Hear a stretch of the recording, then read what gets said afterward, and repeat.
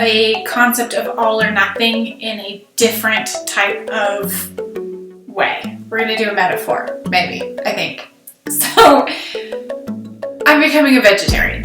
And it's a slow process, but I'm getting there. It's something I've actually been thinking about doing for a long time. And then I recently watched a phenomenal documentary on Netflix called Game Changer, which I highly recommend to everybody. You should watch whether or not you like meat or not, because it's fascinating and you will learn a lot. And it's all about high performance athletes making the decision to transition to a veggie or plant-based diet in order to increase their performance and really be at their best. And so it's something I've been thinking about doing for a long time, and this really just kind of pushed me over the edge and made me make that decision. But the idea that I am talking about today, and I'm using that as an example, is the all or nothing thing. And I think so many of us get caught up in the idea that if we want to make a change in our life, that we have to do it all or nothing or we fail. And that's not the reality. That is not the truth. What you actually need to do is all or something. So I am making the transition into becoming a vegetarian. I have made the decision to not do it overnight. Today I eat meat and tomorrow I don't.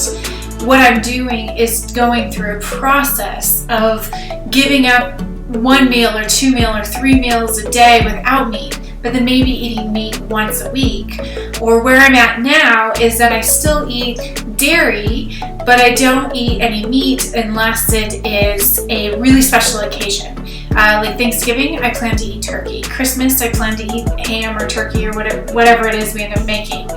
You know, maybe I'll eat a piece of bacon here or there because it's bacon, really. But 99% of the time, I'm going to do the best I can at not eating meat because I think it's the best choice for me and I think it's the best choice for our planet. Now, I'm not telling you to become a vegetarian. If you want to, fantastic. And if you don't, that's your choice too. That's your prerogative. What I am telling you to do is to understand that you are not failing even if you're not doing something 100%. If you are taking steps and taking actions to achieve whatever goal it is that you want to achieve, even if they're the tiniest little baby steps to get there, you're still doing something that's fantastic because you're taking action and you're putting in the work. And it takes time in order to hit a goal.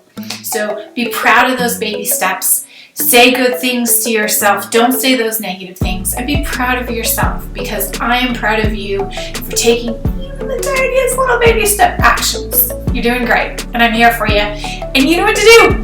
Comment below. Email me. Instant message me. DM me. Whatever. Get a hold of me. Tell me how I can help you. And if you haven't already, please check out my website because I have a fantastic course coaching thing that's launching soon. It's for entrepreneurial coaching and lifestyle design, and it is probably perfect for you. And I really would love to help you change your life, find the freedom, income, and impact you want to have. So check it out, mikalori.com/design, and you will see it. And talk to you soon. Love you. Bye.